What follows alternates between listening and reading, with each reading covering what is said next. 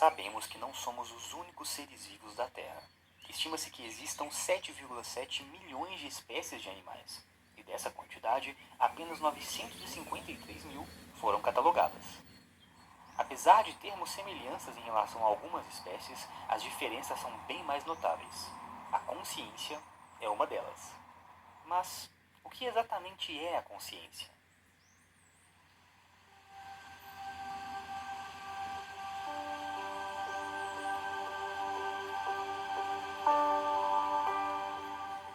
Mesmo no dicionário, encontraremos várias definições para essa palavra.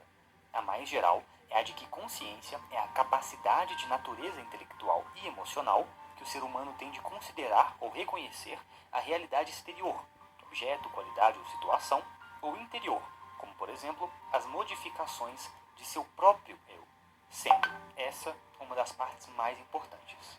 Se restringirmos consciência a apenas a habilidade de perceber e reagir ao exterior, poderíamos alegar que um cachorro latir para um barulho já seria uma ação consciente.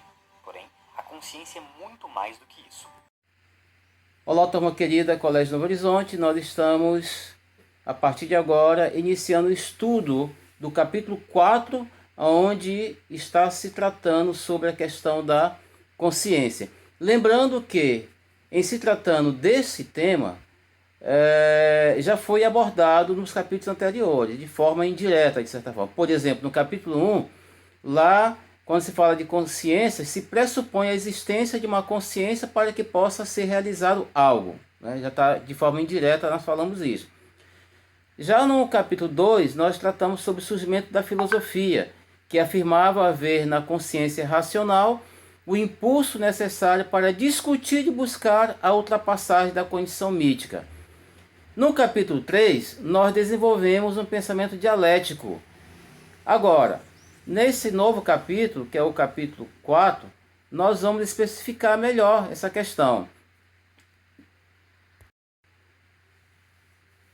Pois bem, neste capítulo, nós estaremos especificamente tratando com mais especificidade sobre a consciência, onde vamos ter a oportunidade de aprofundar um pouco mais esse conceito e ver como ele é um dos fundamentos do fenômeno humano.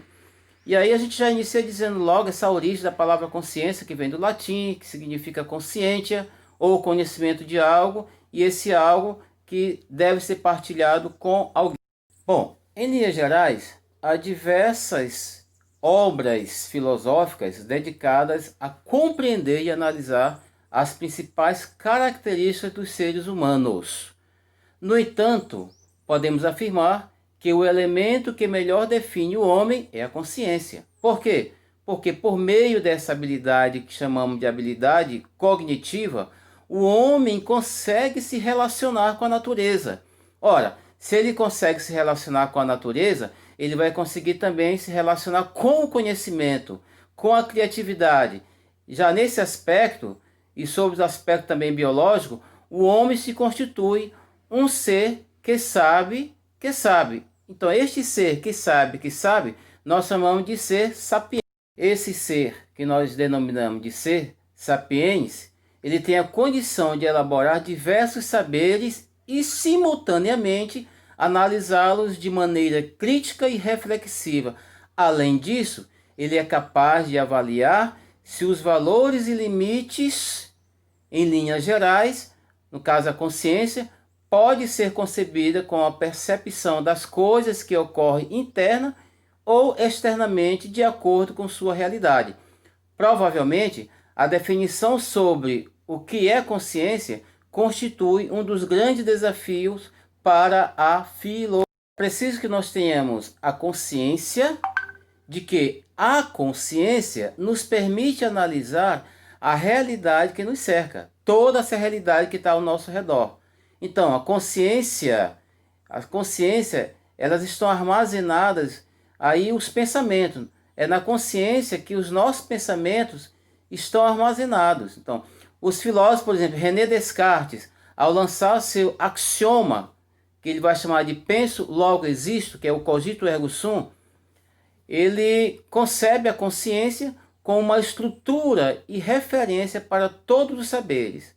Já para Spinoza, a consciência seria geradora de ilusões. Temos aí então a consciência de que possuímos desejos e paixões. Então os desejos e as paixões, elas estão armazenadas na nossa consciência. Por esse prisma, nós podemos dizer que a constante fase de aprendizagem e conscientização transforma um homem em um sujeito aberto a vivenciar inúmeros relacionamentos com o mundo e consigo mesmo, de maneira que o ser humano possui potencialidade para conhecer a si mesmo, ou seja, ele é capaz de realizar uma investigação particular. Se ele é capaz de analisar uma relação particular, de investigar essa relação, então ele está dizendo aqui que de forma externa, essas ideias e percepções, elas vão se redescobrindo gradativamente.